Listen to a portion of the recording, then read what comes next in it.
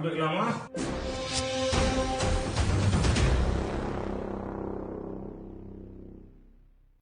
வணக்கம் prime minister. வணக்கம் வணக்கம். எப்படி இருக்கீங்க? நல்லா இருக்கேன். You look so pretty in this veshti. I am feeling very embarrassed. I am dressed like an Angrezi and you like a Tamilian. पहले तो इसको नोटिस किया, इसके लिए मैं आपको बधाई देता हूँ. Prime Minister, you have exhibited a great penchant for Tamil culture, unlike most of your predecessors.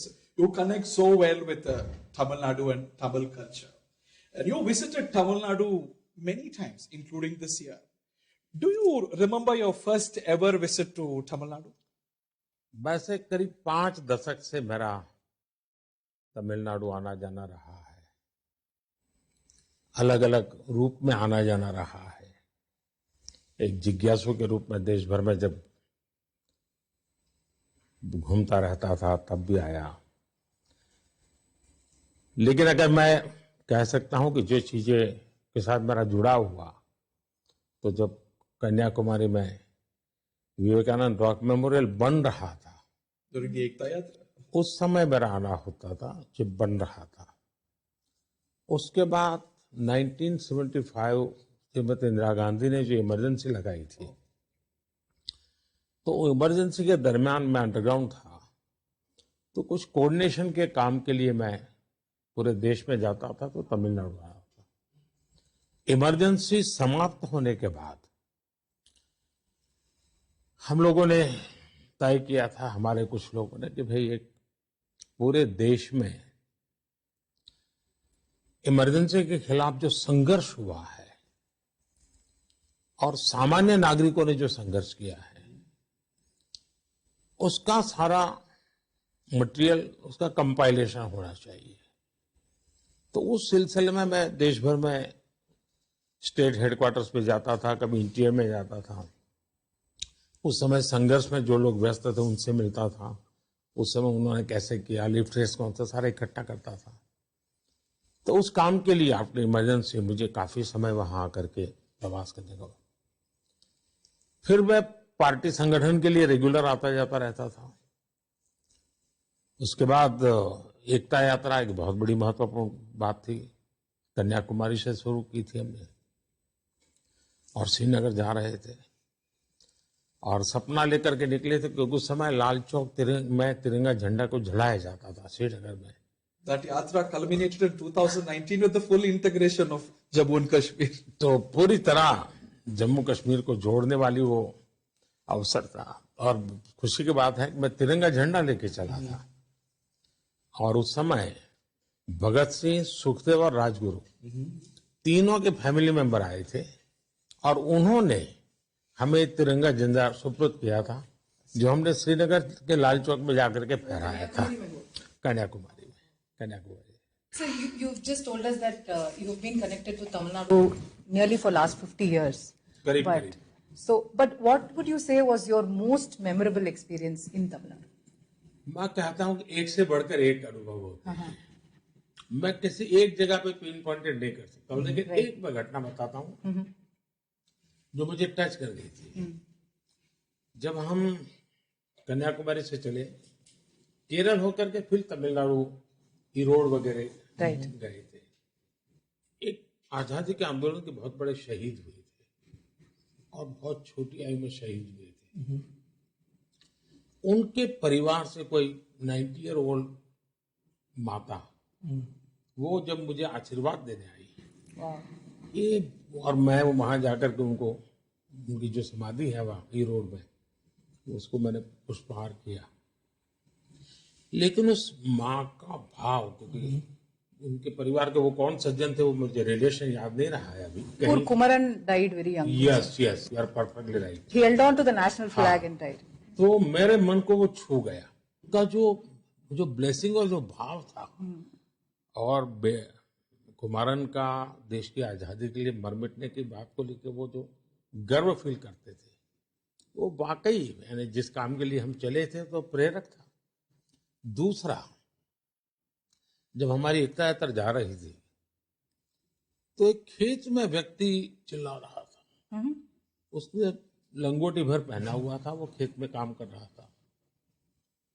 ऐसे रोको रोको रोको, तो हमें लगा कुछ शायद, तो हमने फिर हमारा कॉन्वॉय रोका। वो आया, उसको ज्यादा समझ नहीं आता था बोलना, लेकिन उसने मेरे हाथ में 11 रुपए दिया।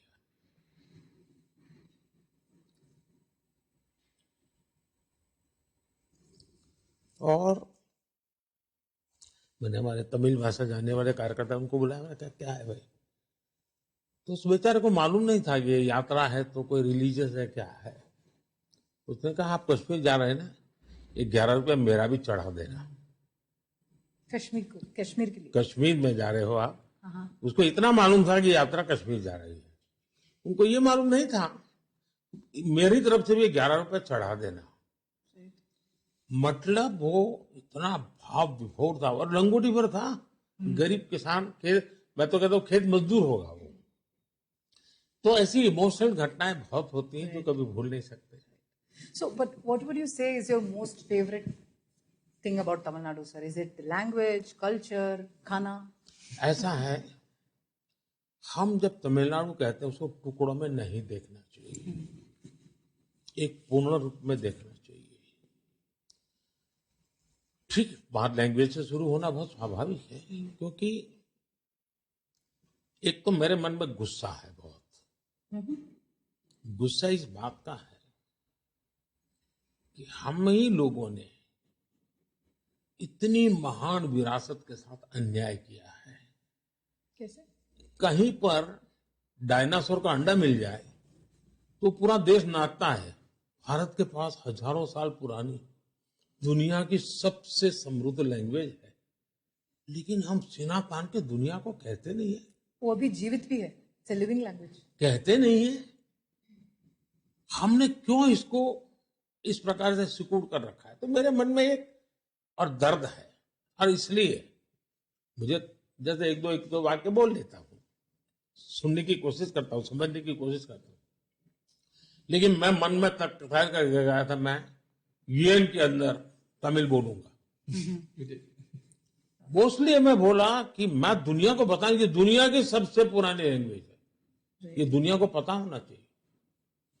और इतनी समृद्ध विरासत, इसका हर जगह पे गौरवगान होना चाहिए था। तो मैं अब देखिए, राजनीतिकरण हो गया लैंग्वेज का। अच्छा हुआ इडली डोसा का राजनीतिकरण नहीं हुआ, वरना वो भी तमिलनाडु के अंदर पड़ा रहता। आज श्रीनगर में जाइए इडली डोसा मिलता है, गुवाहाटी में जाइए इडली डोसा मिलता है, कच्छ में, गुजरात के कच्छ में जाए मिलता है। तो मुझे लगता है कि जैसे इडली डोसा विश्व भर में फैल गया, हमारी तमिल भाषा भी फैलनी चाहिए थी। लेकिन राजनीतिक हितों के कारण उसको दबोच करके रखा है। उसके कारण तमिल भाषा का सबसे ज्यादा नुकसान हुआ है, हिंदुस्तान का भी बहुत नुकसान हुआ है। But अभी you have to tell us, sir, what is your favorite Tamil food? Idli या डोसा? बस नॉर्मली मैं उपमा पसंद करता हूँ। उपमा? Really, sir? That's not many people's favorite. फिर मैं आपका पोंगल, खिचड़ी जैसा होता है, पोंगल, खिचड़ी पोंगल, तो बहुत लाइट होता है। हमारे सेलम में मोड़ी इडली काफी फेमस है, आपको मालूम है? वो मुझे आज पता चला, मैं अभी सेलम जाके आया, मैं बोलता लोगों को। एक बीजेपी कार्यकर्ता ने he is having a shock, वो मोड़ी इडली कहता है। As Prime Minister, you have taken various initiatives, from the Kashi Tamil Sangamam to the installation of Tamil Sengol in the Parliament. What led you to these initiatives? देखिए, जहां तक काशी तमिल संगमम है, मैं काशी का सांसद के नाते, मैं वैसे काशी पहले भी जाता था, लेकिन एमपी बनने के बाद मेरा वहां नजरिया थोड़ा बदल जाता है, चीजों पर फोकस बदल जाता है।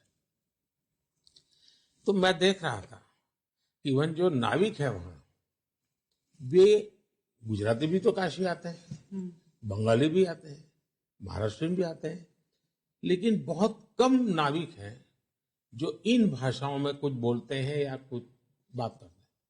लेकिन सरप्राइजिंगली वहां पर बहुत सारे नाविक हैं जो वहीं के हैं, वहीं के लोग हैं, वो तमिलनाडु के नहीं है, तमिल बोल लेते हैं। क्यों? मैक्सिमम यात्री तमिलनाडु से आते हैं काशी में, और उसके कारण उनको सहज बातचीत तमिल उनको, अच्छा वो हिंदी बोल नहीं पाते, तो मुझे लगा कि बहुत बड़ा बाइंडिंग है। और हमारे भारती जी का परिवार भी वहां रहता है आज भी, उनके सुब्रमण्य भारती। सुब्रमण्य भारती जी के परिवारजन आज भी वहां रहते हैं। फिर मैंने बनारस हिंदू यूनिवर्सिटी में भारती जी के नाम से एक चेयर किया। फिर मेरे मन में आया कि मैं काशी तमिल संगमम का कार्यक्रम करूंगा। आते तो है लोग, लेकिन ऑर्गेनाइज भी मैं हूं, और उसमें काशी में लोग तमिल कल्चर को अनुभव करें। तो वहाँ तमिल फूड का कार्यक्रम होता है, तमिल नाट्य नृत्य का कार्यक्रम होता है, तमिल लिटरेचर का कार्यक्रम होता है, और आपको हैरान होंगे सबसे ज्यादा किताबें तमिल लिटरेचर का कार्यक्रम था, तमिल भाषा की वहां बिकी। तो एक मुझे इसकी बहुत बड़ी ताकत महसूस होती देश की एकता के लिए। जहां तक सेंगोल का सवाल है, देखिए ये बहुत कम लोगों को मालूम है कि भारत की आजादी का सबसे पहला पल जो था, आजादी की पहली पल कि हाँ ये आजाद हुए, वो पल इस सेंगोल के साथ जुड़ी हुई है। उसी पल हमारे जो तमिलनाडु के संत हैं सारे, आदि उन्होंने ये सेंगोल दिया था, और पंडित नेहरू को यानी एक शासन परिवर्तन का राज्य दंड उनको दिया गया था। लेकिन उनके साथ श्रद्धा नहीं होगी, जो भी होगा, तो इलाहाबाद के उनके म्यूजियम में पड़ा था, नीचे लिखा था वॉकिंग स्टिक। इतनी बड़ी पवित्र चीज को नीचे वॉकिंग स्टिक रखा। मेरे ध्यान में सारी बातें लाई गई, तो मैंने रिसर्च के मतलब खोजो कहाँ पड़ा है क्या है, मुझे वहां से मिला।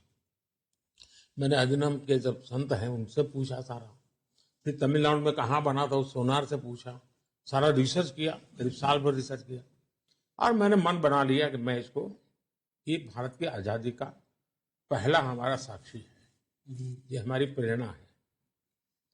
तो जब नई संसद बनेगी तो उसमें उसको हम प्रस्तावित करेंगे, और फिर हम उसको एक कोने में डाल देंगे, ऐसा नहीं, हमने इसको जीवंत बनाया। इस बार राष्ट्रपति जी गए तो पहले सेंगोल चल रहा है, फिर राष्ट्रपति जा रहे हैं, और फिर सेंगोल को राष्ट्रपति जी के सामने प्रस्थापित किया जाता है, फिर राष्ट्रपति जी का भाषण शुरू होता है। इसका एक बहुत बड़ा हमने प्रोटोकॉल डेवलप किया है। देश को आजादी की पहली पल वो याद रहनी चाहिए। और सेंगोल भारत के अंदर राज्य व्यवस्था से जुड़ी हुई महान परंपरा है तमिलनाडु की, हमें गर्व होना चाहिए। देश का दुर्भाग्य देखिए कि तमिल के नेता खुद इसका बहिष्कार किया। इससे बड़ा दुर्भाग्य क्या हो सकता? अगर तमिलनाडु की लीडरशिप तमिल कल्चर, तमिल की हिस्ट्री, इस पर गर्व नहीं करेगी, तो फिर कितना नुकसान होगा इसको उनका अंदाज नहीं है। Sir, you talk about Sengol and Tamil Sangamam and lot of these things, but ऐसा बोला जाता है कि मोदी जी ये सब पॉलिटिकल रीजंस के लिए कर रहा है, तमिलनाडु से वोट कमाने के लिए ये सब कर रहा है, तो आपका रिस्पॉन्स क्या होगा? अगर इसी से वोट मिलता तो ये लोग तो मेरे से 10 गुना ज्यादा कर लेते। उनके पास तो सब ताकत है, उनको मालूम है कि इससे देश मजबूत होता है, उनको मालूम है इसके कारण वोट बैंक की राजनीति खत्म हो जाती है, इनको मालूम है कि ऐसा होने से परिवारवाद की राजनीति खत्म होती है, इसलिए वो इन चीजों से डरते हैं। अगर इसे वोट मिलता तो मेरे से पहले वो दौड़ते। Prime Minister, speculations were rife about the possibility of Prime Minister himself contesting from both Kashi and Rameshwaram. Have you ever considered contesting from Tamil Nadu, probably in the past, or will you consider it in the future? मैंने जीवन में कभी चुनाव लड़ने के लिए सोचा नहीं था। ये तो मुझे अचानक इस रास्ते पर आना पड़ा है। मैं तो अलग काम के लिए अपने आप को समर्पित किया हुआ था, और कभी भी मैंने मेरे लिए सोचा नहीं है। मुझे चुनाव लड़ना है वो मैंने कभी सोचा नहीं, न मैंने निर्णय किया। मैं कार्यकर्ता हूँ, डिसिप्लिन सोल्जर हूँ। पार्टी ने तय किया, असेंबली का चुनाव लड़ो, उन्होंने तय किया। पहले कहा राजकोट जाके लड़ो, राजकोट जाके लड़ा। फिर कहा मणिनगर जाके लड़ो, फिर कहा बड़ौदा से लड़ो, फिर कहा काशी से लड़ो। जैसे पार्टी जहां भेजती है मैं तो जाता रहता हूँ। मैं कोई इसमें दिमाग खपाता नहीं। Are you open to the idea?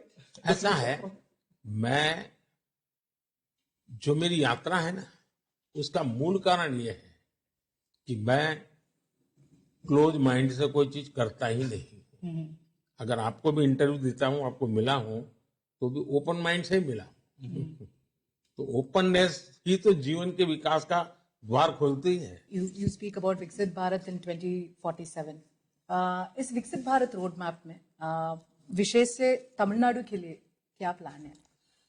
पहली बात है कि विकसित भारत, इसका मतलब ये नहीं है कि दिल्ली विकसित हो जाए। भारत का हर कोना, भारत का हर नागरिक वो विकसित भारत का हकदार होना चाहिए। दूसरा, भारत एक फेडरल स्ट्रक्चर है। जब मैं गुजरात से, मेरा मंत्र था भारत के विकास के लिए गुजरात का विकास। यही फिलोसॉफी लेकर के मैं वहां काम करता था।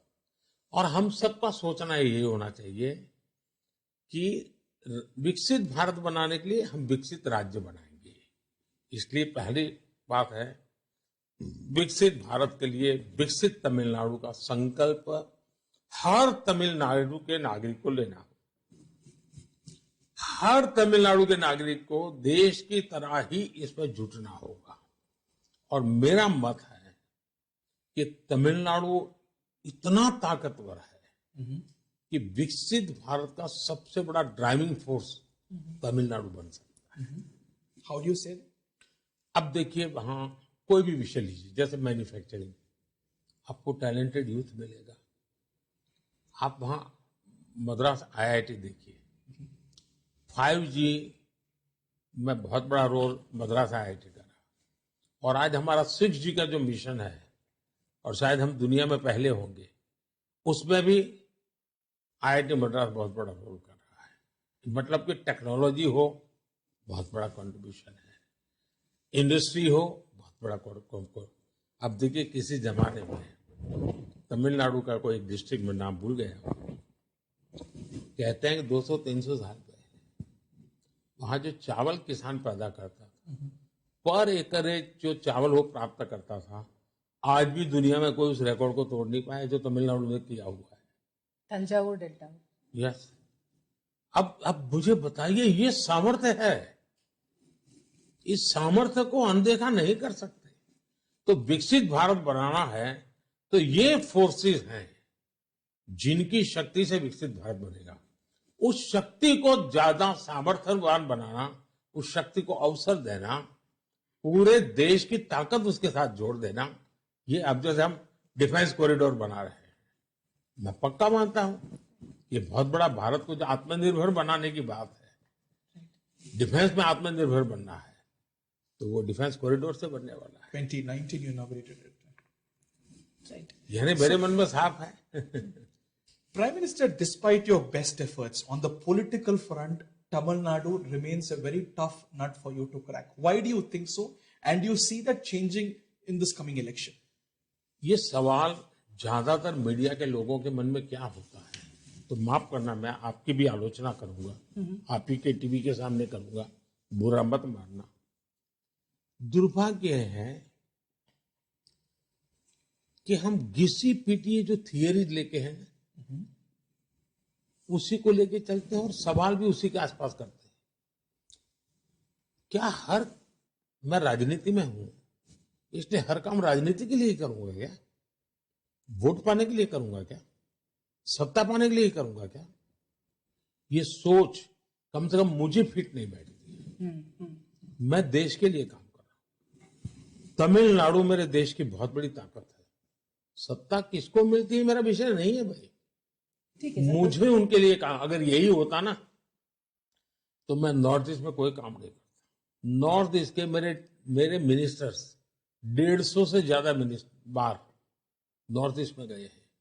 हिंदुस्तान के जितने प्रधानमंत्री हो गए वो सब मिलाकर के जितनी बार नॉर्थ ईस्ट गए, मैं अकेला उससे ज्यादा बार गया हूं। इसलिए हर चीज को, चुनाव, राजनीति, बीजेपी, उसी के लिए तोलना मेरे इन प्रामाणिक प्रयासों के साथ अन्याय होगा। ठीक है। मैं मेरे देश के उज्जवल भविष्य के लिए काम कर रहा हूं और तमिलनाडु का नागरिक वोट किसको देता है वो मेरा मुद्दा नहीं है। मुझे उसके सामर्थ्य की तरफ मेरा ध्यान है, उसकी अपेक्षाओं की तरफ मेरा ध्यान है, उसके संकल्पों की तरफ मेरा ध्यान है। और उसमें आज अगर जहां पर मुझे जनता ने बिठाया है, अगर मैं उनकी सेवा कर सकता हूं तो मेरे लिए बहुत बड़ा सद्भाग्य होगा। और ये काम मैं दिल्ली बैठकर नहीं कर सकता, मुझे जाना पड़ता है, मुझे मिलना पड़ता है। तो जैसे हिंदुस्तान के हर कोने में जाता हूं, तमिलनाडु जाता हूं, तो कृपा करके मेरे कोई पॉलिटिकल एजेंडा के तहत मैं वहां जाता हूं, ऐसा कम से कम मेरे केस में मत सोचिए। नहीं, ऐसा हमें नहीं बोला, but you do all these things, you have taken a lot of initiatives, but as a politician, अगर रिजल्ट्स आने के समय वो हैव यू एवर थॉट मैं इतना कर रहा हूँ बट क्यों तमिलनाडु के लोग मुझे वोट नहीं दे रहे हैं, लाइक व्हाट इज रॉन्ग? जी नहीं, मुझे कभी भी तमिलनाडु के नागरिकों के प्रति मेरी कोई शिकायत नहीं है और न ही मेरी शिकायत होनी चाहिए। राइट। मेरा प्यार है, मेरा पागलपन है, वहां के कल्चर के प्रति मेरा पागलपन है, वो मुझे खींच के ले जाता है। सर, अभी तमिलनाडु में स्टेट प्रेसिडेंट अन्नामलाई आया है। Do you think under his leadership the BJP is growing, support बढ़ रहा है अभी? देखिए, भारतीय जनसंघ के जमाने से हम पूरे देश में काम कर रहे हैं, तमिलनाडु में भी कर रहे हैं। और जब म्युनिसिपैलिटी में चुनाव लड़ने के लिए हमारे पास इंसान नहीं था, कैंडिडेट नहीं था, तब से हम काम कर रहे हैं। मेरी पार्टी की 4 पीढ़ी तमिलनाडु में भारतीय जनता पार्टी या भारतीय जनसंघ की आइडियोलॉजी को लेकर के काम कर रही है, समर्पित भाव से कर रही है। उस परंपरा में नई नई पीढ़ी आती जाती है, उसमें अन्नामलाई आए हैं। अब ये लोगों का ध्यान आकर्षित कर रहा है नौजवानों का कि अपनी ब्राइट कैरियर छोड़ करके एक इंसान आया। अगर वो लेना पाना खाना कुछ बनना होता तो वो डीएमके में चले जाते, वो एआईडीएमके में चले जाते। बहुत बड़ा स्ट्रॉन्ग कास्ट बेस भी है, आर्टिकुलेट भी है, उम्र भी है, लेकिन उन्होंने चुना रास्ता भारतीय जनता पार्टी का।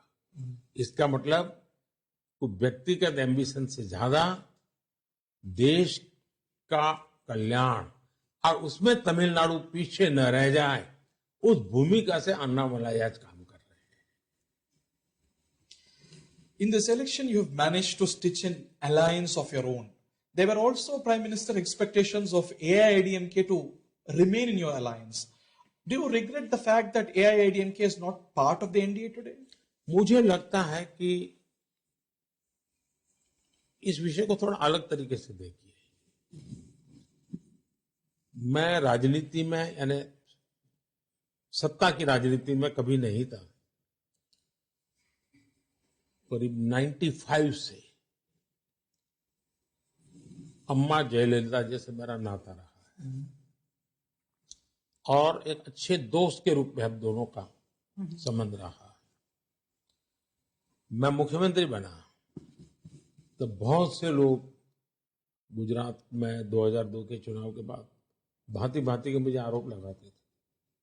उस समय अम्मा गुजरात आई मेरी शपथ समारोह में, कोई कितनी आलोचना करे उन्होंने परवाह नहीं की। तो मेरा ये नाता रहा है और इसलिए रिग्रेट अगर किसी को होता होगा तो एआईडीएमके के लोगों को होता होगा। हमें रिग्रेट होने का कोई कारण ही नहीं है। गंवाना है तो उनको गंवाना है। Okay. जयललिता जी के सपनों को चोट पहुंचाने का पाप जो कर रहे हैं उनको रिग्रेट होना चाहिए। भारतीय जनता पार्टी को रिग्रेट होने का कोई कारण ही नहीं है। Sir, there are prominently two types of voters in Tamil Nadu. Either I like DMK, I vote for DMK, or I am anti-DMK. तो अगर मैं एक anti-DMK वोटर हूँ तो AIADMK के बजाय this time why should I vote for BJP? देखिए, Bharatiya Janata party और एनडीए हमारा गठबंधन इस बार बड़ा मजबूत गठबंधन है और समाज के भिन्न भिन्न पॉकेट्स में ताकतों को जोड़ने वाला संगठन है। भिन्न भिन्न आर्थिक सामाजिक तबके के प्रतिनिधित्व करने वाले दलों का संगठन है।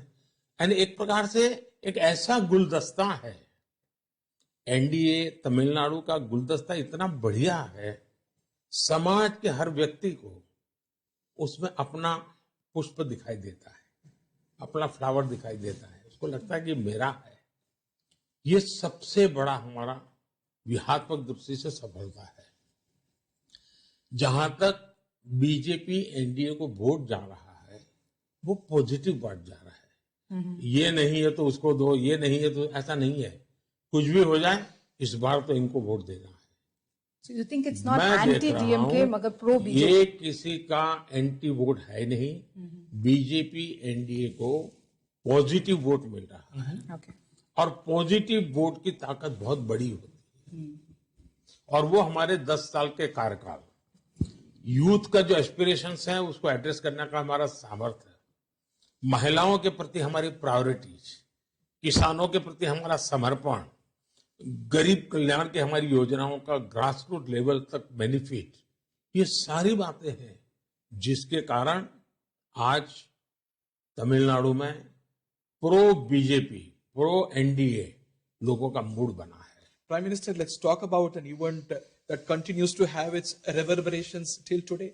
Ram Mandir Pran Pratishtha. What thoughts crossed your mind when you first entered the shrine and you performed the first Aarti to Ram Lalla? बहुत ही बड़ा भावुक सवाल आपने पूछा है। देखिए, जिस समय मुझे अयोध्या के इस ट्रस्ट के ट्रस्टियों ने आकर के निमंत्रण दिया, प्राइम मिनिस्टर को बहुत निमंत्रण आते हैं, लेकिन इस निमंत्रण ने मुझे जगदोल दिया। और जब से निमंत्रण मिला तब से मैं एक प्रकार से उस स्पिरिचुअल एनवायरनमेंट में डूबता गया। मेरे पास शब्द तो है नहीं कि मैं इसका वर्णन कर सकूं।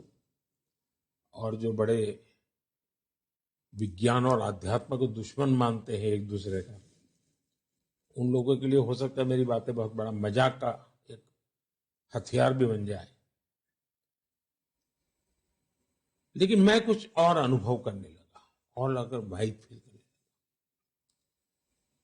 उसके बाद मैंने एक तय किया कि मैं 11 दिन का अनुष्ठान करूंगा। उसमें भी मैंने तय किया कि मैं ये अनुष्ठान खास करके दक्षिण में प्रभु राम जी के साथ जुड़े हुए जितने स्थान है वहां पर समय बिताऊंगा। पार्टी का भी काम करूंगा, सरकार भी काम करूंगा, लेकिन मेरा बाकी समय में अपना स्पिरिचुअल एक्टिविटी में लगाऊंगा। और उस 11 दिन के अनुष्ठान में मैं एक प्रकार से पूरी तरह अंतर्मुख हो चुका था। मेरे मन में यही भाव था। और जब मैं अयोध्या पहुंचा, जब मैं एक एक कदम चल रहा था, मैं यही मेरे मन में मंथन चल रहा था कि मैं प्राइम मिनिस्टर हूं इसलिए यहां जा रहा हूं क्या, कि मैं भारत का एक नागरिक के नाते जा रहा हूं। और मैं हमेशा फील करता था कि मैं वैसे 140 करोड़ देशवासियों की तरह मैं सामान्य भक्त के रूप में जा रहा हूं। कोई मेरे आसपास भी कहीं पीएम मंडरा नहीं रहा था, मैं उससे परे हो चुका था। और यही रहता था देश, 500 साल का संघर्ष, लाखों लोगों के बलिदान, लाखों लोगों की तपस्या, यातनाएं, 500 साल, अनेकों पीढ़ियों की आशा, आकांक्षा, भक्ति, एक एक डगर पर मैं फील करता था कितना बड़ा इसके साथ जुड़ा हुआ है। तो मैं इस भाव अवस्था में टेम्पल में एंटर किया। पहले तो मैं अनुभव करता था 140 करोड़ देशवासियों का सपना आज पूरा हो रहा है, एक टर्निंग पॉइंट है वगैरह वगैरह। लेकिन जैसे ही रामलला के सामने पहुंचा तो पहले मेरी नजर उनके चरण पे गई और दूसरी मेरी नजर उनकी आंखों पे गई और वहीं मैं अटक गया। कुछ पल तो हमें जो पंडित थे वो ये करो वो करो, मेरा ध्यान ही नहीं रहता था, मेरा ध्यान उसी में लग गया। और मैं पता नहीं ऐसा मेरे मन में जो विचार भाव प्रकट हुए वो ये थे कि रामलला जी मुझे कह रहे हैं कि अब स्वर्णिम युग प्रारंभ हो चुका है, भारत के दिन आ चुके हैं, भारत आगे बढ़ रहा है और 140 करोड़ देशवासियों के सपने उनकी आंखों में मैं देख रहा था। और मैं मानता हूं मेरे मन में, मेरे लिए वो एक बहुत बड़ी शायद ऐसी पल कि मेरे जीवन में बहुत से प्रवाह रहे हैं, लेकिन वो पल बाद में तो आरती वगैरह जो रिचुअल था वो भक्ति भाव से करता ही था, लेकिन ये जो मैं व्यक्तिगत अनुभूति करता था वो मैं शब्दों में नहीं बता सकता। सर, वो 11 दिन के अनुष्ठान में you were mentioning that you came to Tamil Nadu also, to Srirangam, to Rameswaram. Would you like to share something about देखिए, दैट? श्रीरंगम में मैंने कम रामायण सुनने का मुझे अवसर मिला और वहां के जानकार लोगों ने मुझे बताया कि कम रामायण का पहला पाठ वहीं पर हुआ था, उस मंडप में। उसी मंडप में कम रामायण सुनने का मुझे अवसर मिला और जितने भी लोग वहां थे किसी की आंख में तो आंसू बंद नहीं हो रहे थे, बड़ा भाव विभोर वातावरण था। और जो इस बात को जानता था कम रामायण का कैसे इसका जन्म और उस समय का उसका क्या प्रभाव था, तो मेरे लिए मेरा जो एक चैतन्य भाव था उसमें नए रंग भरने का सामर्थ्य ऐसे श्रीरंगम में मैं अनुभव कर रहा था। The accusation is you timed these events very close to the elections for it to have the impact. आप देखिए, सुप्रीम कोर्ट का जजमेंट आया, उसके आधार पर राम मंदिर बनना शुरू हुआ। बनाने वाले लोग अलग है, ट्रस्ट अलग है, तो हो सकता है कि समय ईश्वर ने ही तय किया होगा, वरना उसी समय सुप्रीम कोर्ट का जजमेंट आना, उसके बाद कंस्ट्रक्शन शुरू होना, उसके बाद रामलला जी का उनका प्राण प्रतिष्ठा होना, इसमें तो किसी मनुष्य का रोल ही नहीं दिखता है, क्योंकि क्रमिक हो रहा है, एक के बाद जिसने जजमेंट दिया होगा उसको भी मालूम नहीं होगा 2024 के चुनाव के पहले मामला खड़ा हो जाएगा। सर, डीएमके और अपोजिशन ने तमिलनाडु में ये भी कह रहा है कि राम मंदिर ये पूरा व्यवस्था एक नॉर्थ इंडियन त्योहार है, नॉर्थ इंडियंस के लिए ही इसका प्रभाव आएगा, तमिलनाडु में ऐसा कनेक्ट नहीं है ऐसे, तो व्हाट इज योर रिस्पॉन्स? बहुत ही अच्छा सवाल पूछा आपने। एक काम कीजिए, हिंदुस्तान के गांवों की जो यादी है ना, सूची है, उसको देख लीजिए। इस देश में राम से जुड़े गांवों के नाम, जैसे रामनाथपुरम, पूरे देश में अगर किसी एक राज्य में सबसे ज्यादा गांवों के नाम राम से जुड़े हैं तो तमिलनाडु में है। इवन अयोध्या के आसपास भी उतने गांव नहीं है जहां राम शब्द जुड़ा हुआ हो जितना तमिलनाडु में है। अब मुझे बताइए, कोई अगर इसका ऐसा तर्क देता है, इसका अज्ञान कहेंगे, क्या कहेंगे? इसका मतलब वो तमिलनाडु को ही नहीं जानते, तमिलनाडु की इस महान परंपरा को नहीं जानते। राम की बात तो छोड़ दीजिए, आप दक्षिण में जाकर देखिए, मैक्सिमम आपको नाम राम से जुड़ा मिलेगा आपको। Let me ask about a matter that touched a lot of people. Prime Minister, you have been a loving son. You have made your mother very proud. When she passed away, you returned to work few hours after the funeral. Prime Minister Narendra Modi would have been in conflict with son Narendra Modi. Why did you prioritize work over grief? Why did Prime Minister Narendra Modi prevail over son Modi? इसकी credit Modi को नहीं जाती है, उसकी credit बेटे को भी नहीं जाती, उसकी सारी क्रेडिट उस माँ को जाती है जिसने हमें बनाया। मैं आपको उदाहरण देता हूं, उनके जब 100 साल हुए तो मैं माँ से मिलने गया, तो 100वां जन्मदिन था, तो मैंने माँ से मिला तो पहला सवाल क्या था, क्यों भाई काम छोड़ के आए हो क्या? वाह।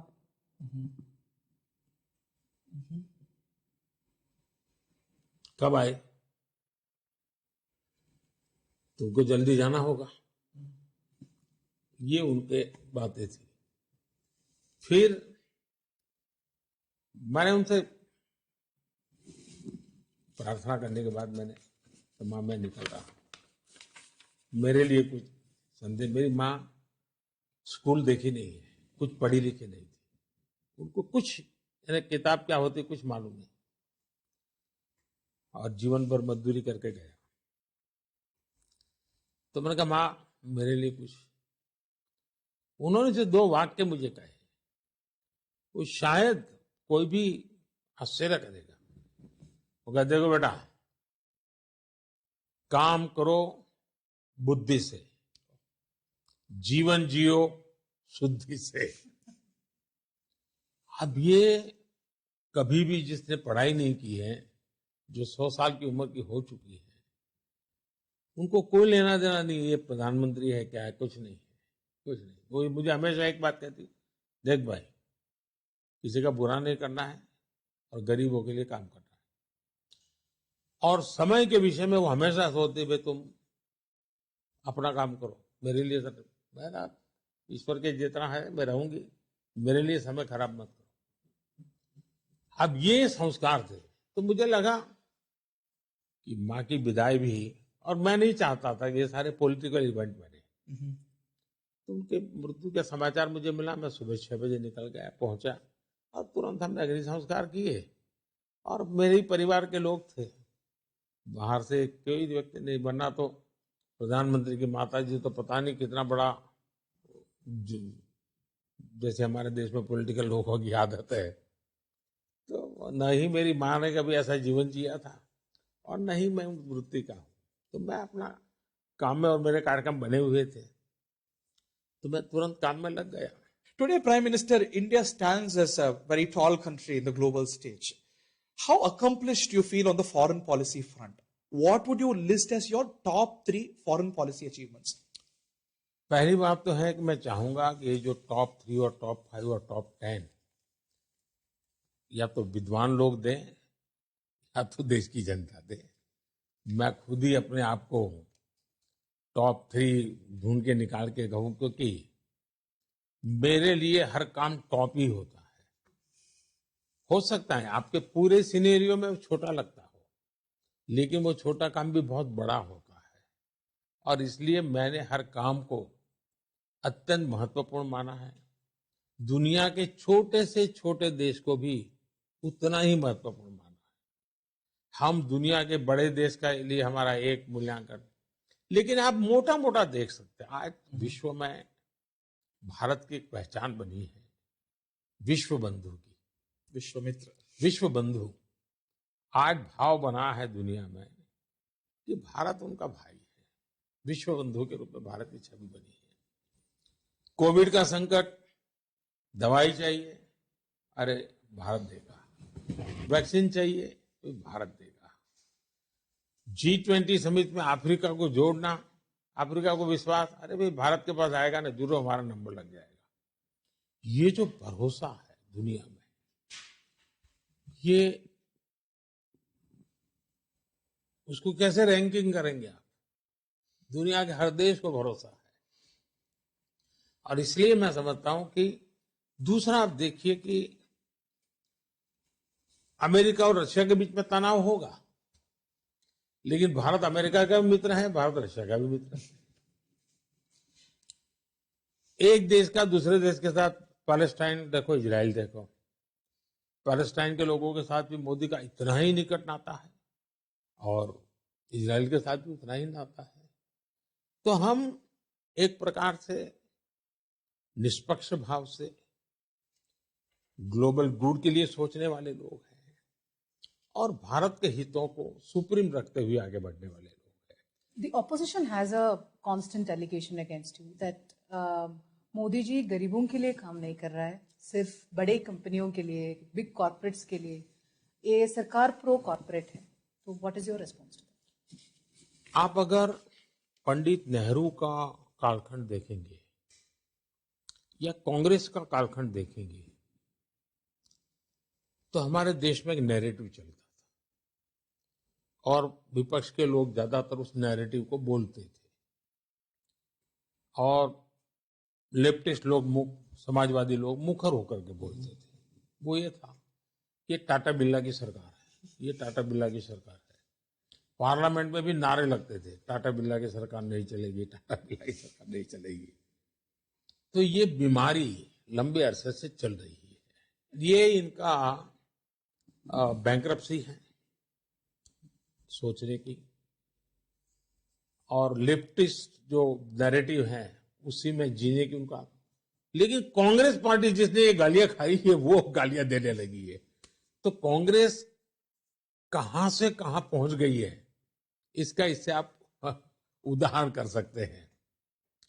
अब इस सवालों के या इन आरोपों का जवाब तर्क से देना कि तथ्यों से देना?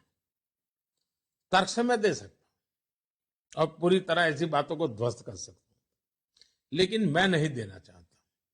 मैं सिर्फ तथ्य रखना चाहता हूं और आप तथ्यों के आधार पर तय कीजिए कि ये सरकार किसकी है।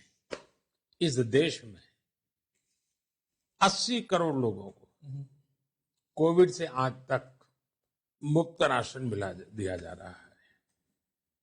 वो सब मेरे देश के अमीर लोग हैं, कॉरपोरेट लोग हैं। इस देश में 50% जनसंख्या ऐसी थी जिसका बैंक में खाता नहीं था। मोदी ने उनका बैंक में खाता खुलाया। क्या ये कॉरपोरेट के बैंक खाते नहीं थे क्या? ये अमीरों के बैंक खाते नहीं थे क्या? गरीबों के बैंक खाते नहीं थे। इस देश में 2.5 करोड़ से ज्यादा परिवार ऐसे थे जिनके घर में बिजली नहीं थी। वो मिट्टी का दिया जला करके, मिट्टी के तेल का दिया जला करके जीते थे। 2014 तक ये हाल था। मोदी ने उन 2.5 करोड़ परिवारों में बिजली पहुंचाई। क्या ये कॉरपोरेट लोग हैं क्या? ये अमीरों के घर है? मेरे देश की माताएं बहनें शौचालय के अभाव में पीड़ा अनुभव कर रही थी। या तो सूर्योदय से पहले जाना पड़ता था जंगलों में लोटा लेकर के, या तो सूर्यास्त के बाद जाना पड़ता था। उनके मन में एक पीड़ा रहती, शरीर पर दिन भर कितनी तकलीफ हो लेकिन जा नहीं पाती थी। उन माताओं बहनों का दुख दर्द मोदी ने देखा और 11 करोड़ से ज्यादा टॉयलेट बनाए। ये एक प्रकार से उत्तर भारत में तो उसको इज्जतघर बोलते हैं, टॉयलेट नहीं बोलते, क्योंकि माताओं बहनों को सम्मान मिला है और ये काम सारे डिग्निटी है। विमेन सेल्फ हेल्प ग्रुप, क्या ये कॉर्पोरेट वर्ल्ड का होता है क्या? अमीरों का होता है? 10 करोड़ बहनें जुड़ी हैं और मोदी का टारगेट है 3 crore women self help group की बहनों को मैं लखपति दीदी बनाऊंगा। क्या ये सब कॉर्पोरेट है क्या? ये अमीर लोग हैं क्या? आयुष्मान भारत योजना, इस देश के 50 करोड़ लोगों को 5 लाख रुपया तक मुफ्त इलाज की व्यवस्था, इसकी हमने चिंता की है। 50 करोड़ लोग इसके बेनिफिशियरी हैं। क्या 50 करोड़ लोग कॉर्पोरेट हैं?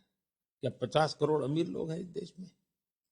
इस देश में 80% से ज्यादा घर ऐसे हैं जिनको पानी के लिए कहीं कहीं बाहर जाना पड़ता था। आज नल से जल करीब 12-15 करोड़ तक हम पहुंच रहे हैं। नल से घर में नल से जल पानी मिलेगा, गैस का चूल्हा जल रहा है। मैं आपको ऐसी 100 चीजें गिना सकता हूं जो मेरे देश के गरीब के लिए समर्पित है। और सिर्फ सामाजिक नहीं, भौगोलिक रूप से हिंदुस्तान के सीमा पर जो गांव बसे हैं, जिसको आखिरी गांव कहा जाता था, मोदी ने इसको पहला गांव कहा। वो लास्ट गांव नहीं है, फर्स्ट विलेज है। और मेरे मंत्रियों को जाकर के मैंने रात वहां रुकवाया। मेरे 15 मिनिस्टर्स इन गांवों में जाकर के रात रुक करके आए, क्योंकि मुझे उन गांवों को वाइब्रेंट बनाना है। हमारे देश में 100 से ज्यादा डिस्ट्रिक्ट ऐसे हैं जो हर पैरामीटर में पीछे रह गए हैं। हमने एस्पिरेशनल डिस्ट्रिक्ट बनाया, 40 पैरामीटर में तय किया कि इन 100 डिस्ट्रिक्ट को मैं स्टेट की एवरेज से ऊपर ले जाऊंगा, नेशनल एवरेज के बराबर ले आऊंगा। क्या ये अमीरों के जिले हैं क्या? ये धन्ना सेठों की जिले हैं क्या? आप एक एक एक मेरी योजना और मेरे काम की विशेषता है डिलीवरी। हम जो तय करते हैं तो दिल्ली में रिबन काट करके मीडिया में फोटो छप जाए वहां रुकते नहीं है।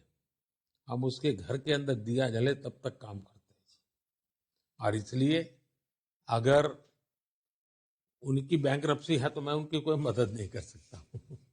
Prime Minister, the other accusation is you're misusing government agencies to persecute your opposition. You are weaponizing agencies like CBI, ED to persecute them, target them politically. देखिए, ईडी के संबंध में जो आप कह रहे हैं, क्या ये ईडी हमारी सरकार आने के बाद बना है? नहीं। पीएमएलए का कानून क्या है हमने आकर के बनाया? नहीं, पहले से था। अब सवाल ये है कि ईडी ने काम क्या किया है। एक स्वतंत्र एजेंसी है, वो स्वतंत्र रूप से काम कर रही है। न उसे हम रोकते हैं, न उसे हम भेजते हैं। उसको स्वतंत्र रूप से काम करना होगा और कोर्ट के तराजू में उसको सही निकलना होगा। हम इसमें हमारा सीधा संबंध आना ही देना नहीं चाहते। अब देखिए क्या हुआ।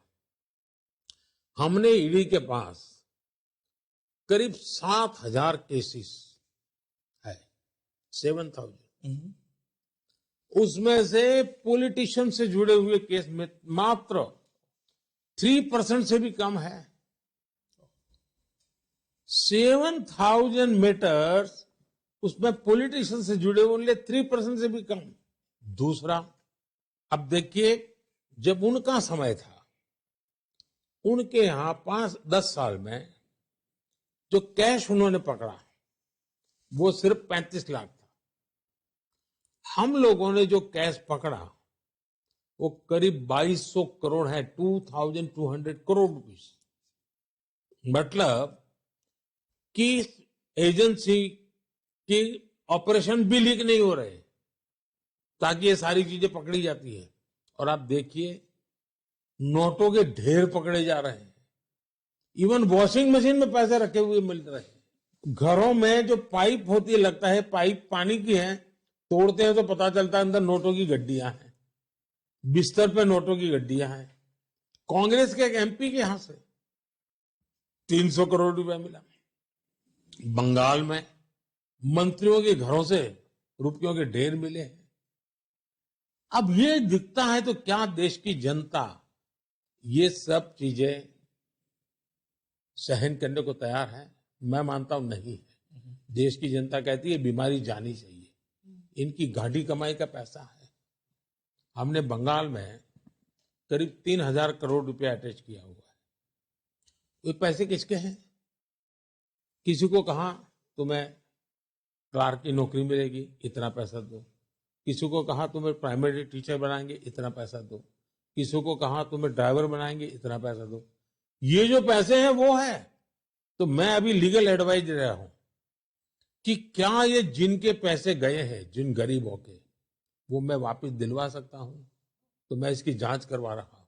वैसे हमने इसके पहले जो पकड़े थे उसमें से करीब 17,000 करोड़ रुपए हम वापस दे चुके हैं Oh, ऑलरेडी? ऑलरेडी।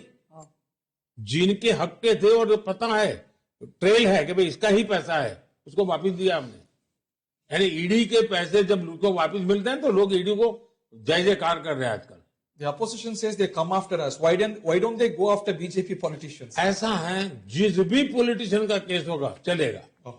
आप मुझे बताइए, एक केस बताइए भाई, इसका केस ईडी ने बंद किया, और ईडी का केस, ईडी खुद कोई केस नहीं कर सकती, आपको पता है। देश की अलग अलग एजेंसियां अगर जब तक एफआईआर नहीं करती है तब तक ईडी कुछ नहीं कर सकती। कानून और ईडी पे रोक है। Predicate offence. और ये कैसे लोग हैं जी,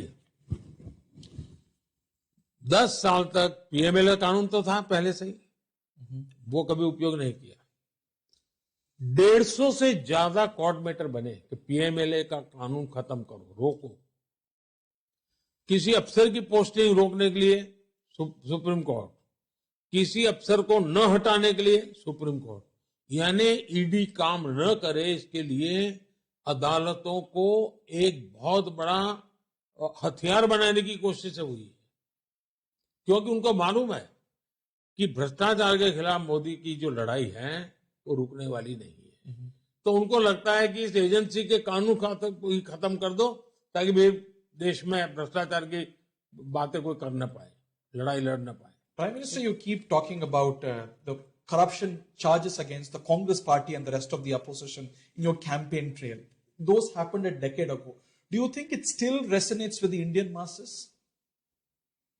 देखिए, हिंदुस्तान का सामान्य नागरिक समझने लगा है कि अगर ये करप्शन की बीमारी पहले रोकी गई होती तो देश आज कहां से कहां पहुंच जाता। और इसलिए कोई ये माने कि वो तो उस समय करप्शन हुआ था, अभी चर्चा करने का क्या मतलब है। इस देश, दुर्भाग्य ये है कि कुछ लोगों ने फिलॉसफी बना ली है कि कोई परवाह करने की जरूरत नहीं, इसलिए करप्शन में जिनको जेल हुई है ऐसे लोगों को मंच पर बिठा करके राष्ट्र को मार्गदर्शन देने का प्रयास किया जा रहा है। आप हैरान हो जाएंगे, आजकल करप्शन वालों को बचाने के लिए रैलियां की जा रही है। और इसलिए एक तरफ वो लोग हैं जिनका मंत्र है भ्रष्टाचारी बचाओ, एक तरफ मोदी है जिसका मंत्र है भ्रष्टाचार हटाओ। दूसरा, आपने देखा होगा ईडी ने जो रेड्स किए हैं, ड्रग्स वाले बहुत बड़ी मात्रा में लोग जेलों में गए। बहुत बड़ा संकट तमिलनाडु के सामने ड्रग्स का आ रहा है, और ईडी ने ड्रग्स के खिलाफ भी कार्रवाई की। बहुत बड़ी मात्रा में मनी लॉन्ड्रिंग में ड्रग्स वाले जुड़े हुए हैं। अब कोई मुझे बताए कि हमारे बच्चों को ड्रग्स से बचाना है कि नहीं बचाना है। और उस पैसों का कारोबार के लिए तो ड्रग्स है, उन पैसों के कारोबारों पर ईडी काम करती है, तो इनको पेट में दर्द क्यों हो रहा है जी। Sir, I also want to ask you about the electoral bonds data that has been published. Do you think this has caused some embarrassment to your party, a setback? मुझे बताइए ऐसा क्या किया है कि जिसके कारण मुझे सेटबैक हो। मैं पक्का मानता हूं जो लोग इसको लेकर के आज नाच रहे हैं और गर्व कर रहे हैं वो पछताने वाले हैं। मैं जरा पूछना चाहता हूं इन सभी विद्वानों को कि 2014 के पहले जितने चुनाव हुए, चुनाव में खर्चा तो हुआ ही होगा ना, बिना खर्चा नहीं।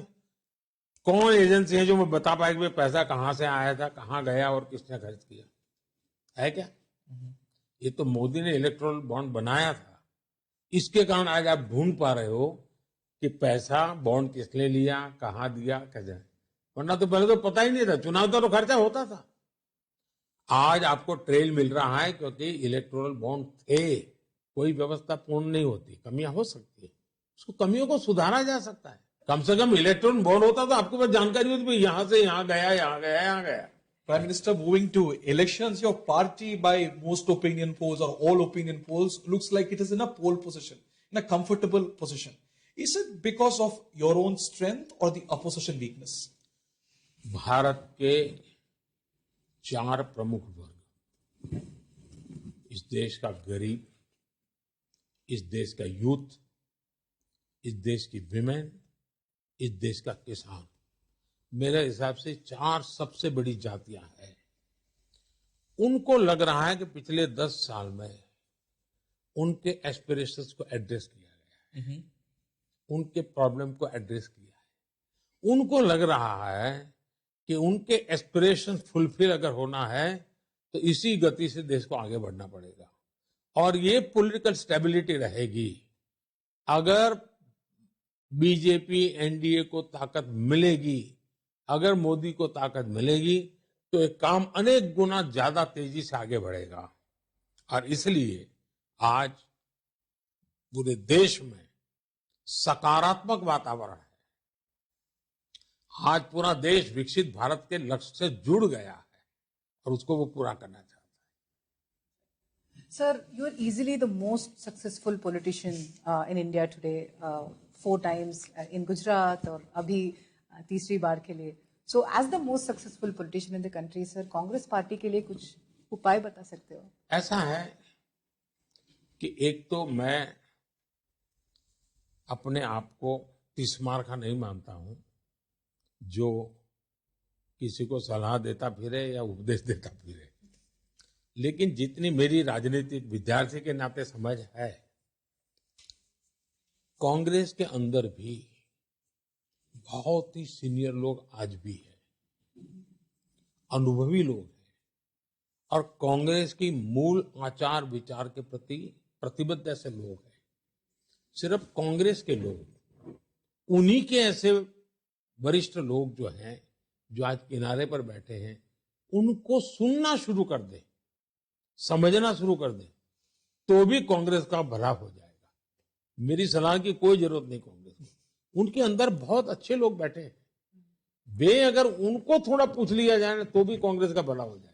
Prime Minister, you've raised the ant against the dynastic politics. You talk about the dynastic politics of the opposition bloc.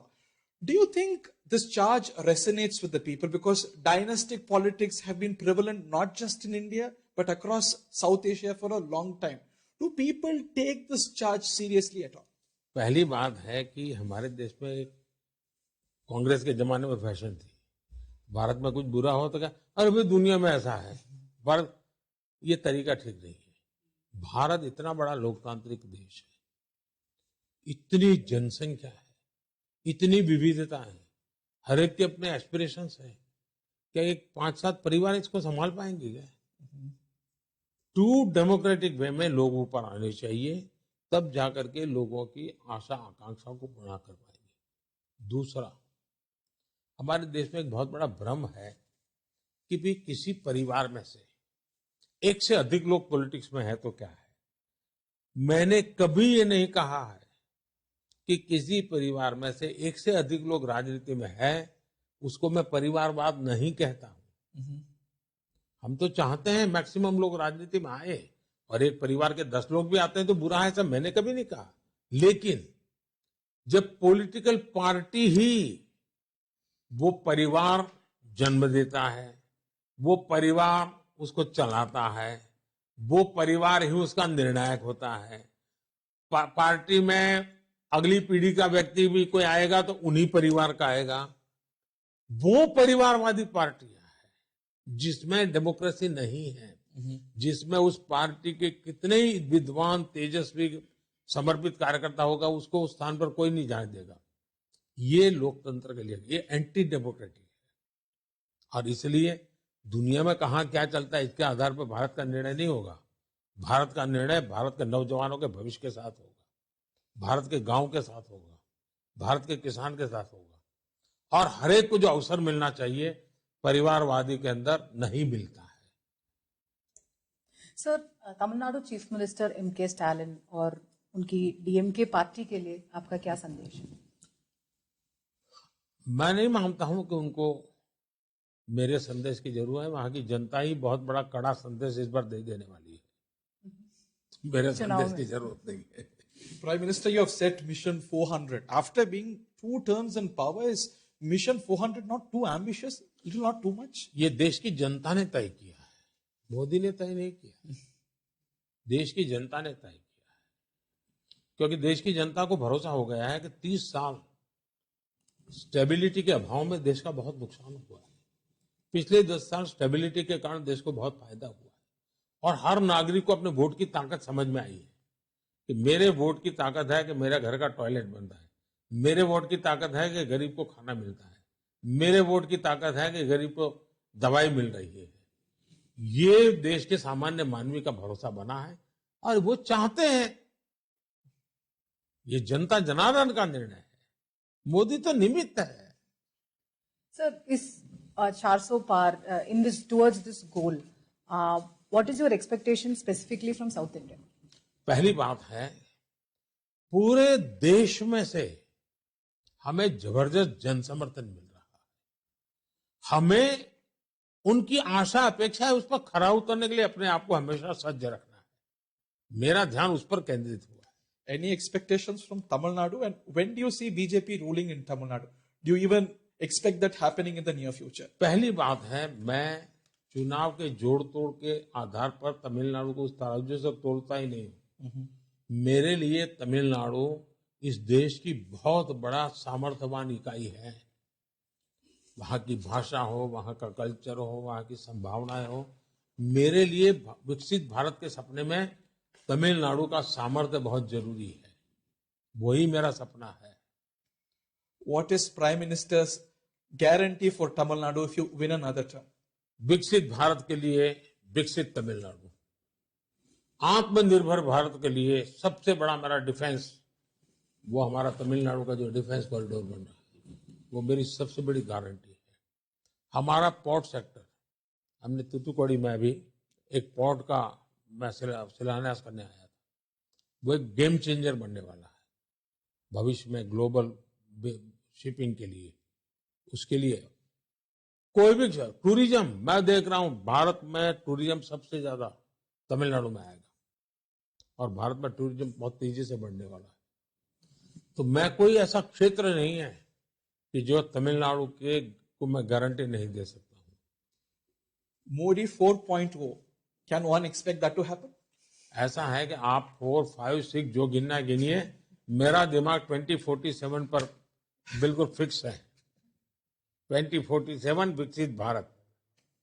Wishing you all the best. बहुत बहुत धन्यवाद। Thank you, Thank sir. you very much, Prime Vanakkam. Minister. Thank you. Vanakkam.